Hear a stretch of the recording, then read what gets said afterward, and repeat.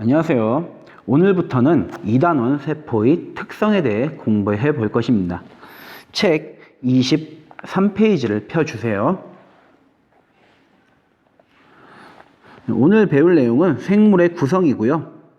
학습 목표가 이렇게 나와 있습니다. 그래서 학습 목표 두 가지를 잘 확인해 보고 수업을 시작하도록 하겠습니다. 먼저 생명체의 유기적인 구성이 나와 있는데요. 먼저 유기적이라는 것의 말의 뜻이 무엇이냐? 이 유기적이라는 것은 서로 긴밀하게 연결되어 있다. 그래서 서로 이렇게 영향을 주는 것을 유기적인 관계라고 합니다. 사람 같은 경우에는 다세포 생물에 해당하죠.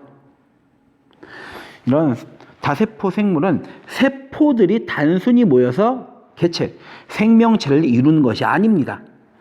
이 다세포 생물은 세포들이 서로 유기적으로 조직되어서 정교한 체계를 이루고 있는데요. 이런 세포들이 모여서 같은 종류의 세포들이 모여서 조직을 이루게 되고 다시 이 조직들이 모여서 기관을 이루게 됩니다. 그리고 이 기관들이 모여서 하나의 독립생활을 하는 개체가 완성이 되는데요. 이 개체가 바로 생명체가 되겠죠. 그리고 여기에 제시된 생명체의 구성 단계는 동물과 식물이 공통으로 지니는 단계입니다. 그럼 24페이지로 넘어가 주세요.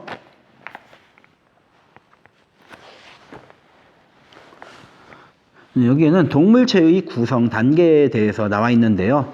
먼저 동물체는 연관된 기능을 하는 여러 기관들이 모여서 기관계를 구성하게 되고요.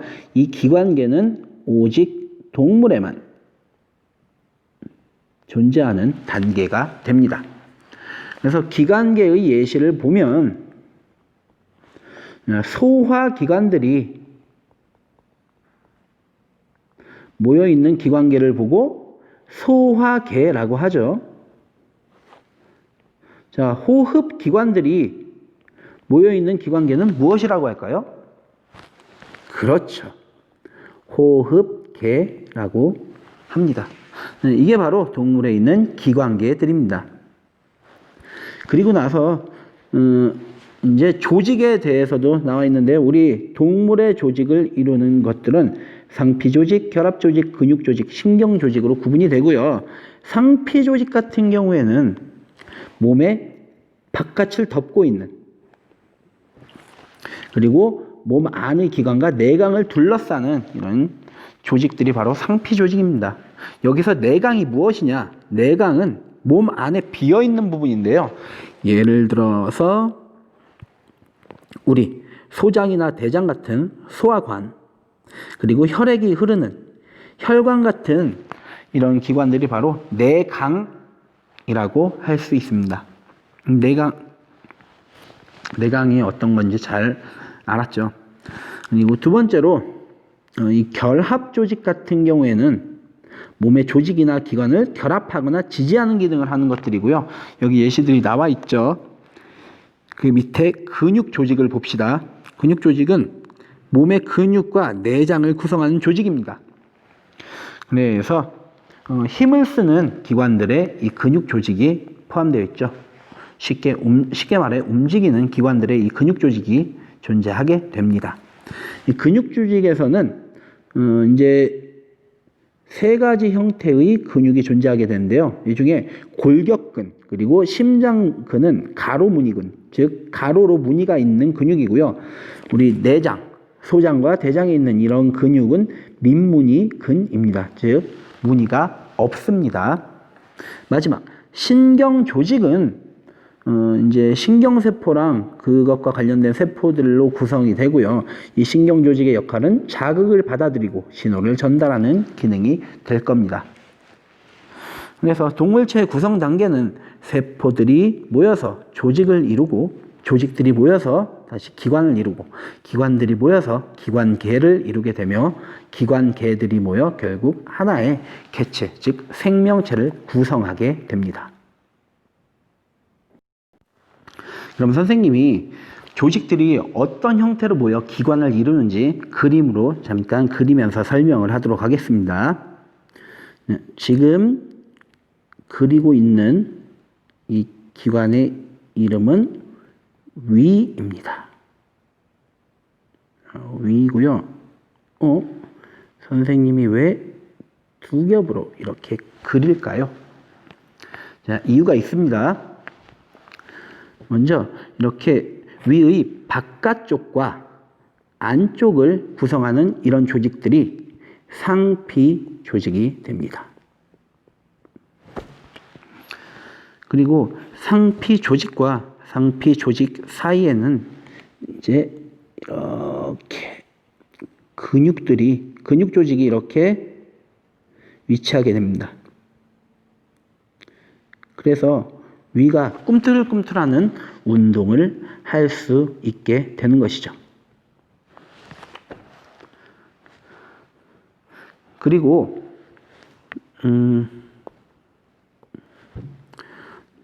신경 조직은 뇌로부터 이렇게 쭉 내려와서 위의 다양한 위치 이렇게 연결이 됩니다. 이게 바로 신경 조직이 됩니다.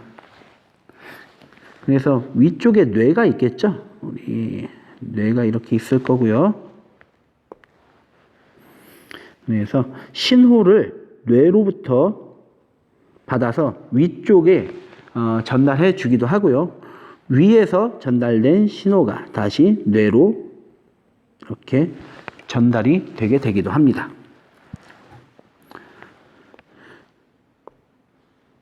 그리고 서로 다른 두 조직을 결합 조직이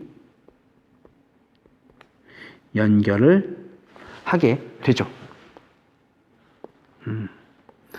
그래서 각 조직들이 어떤 형태로 모여서 하나의 기관을 이루는지 알 수 있겠죠. 그럼 식물체의 구성 단계에 대해 보도록 하겠습니다. 먼저 이 식물체의 구성 단계는 사실 동물보다 단순합니다.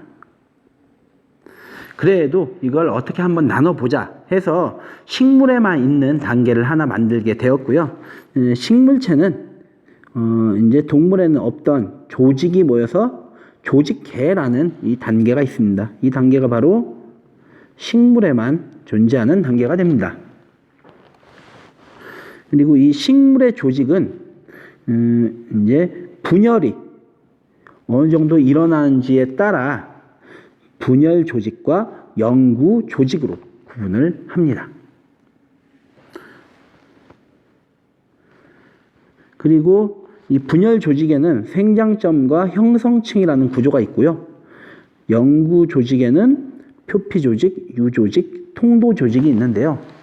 이 표피 조직은 겉부분을 싸는 조직이고요. 통도 조직은 물관과 체관, 여기 아래쪽에 나와 있죠. 자, 이 조직들을 합해서 통도 조직이라고 합니다.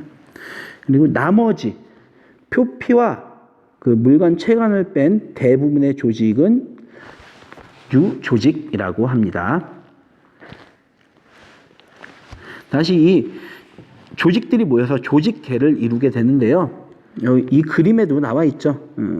표피 조직계는 표피 조직으로 구성이 되게 되어 있고요. 식물체의 바깥 표면을 덮어서 식물을 보호하는 역할을 합니다.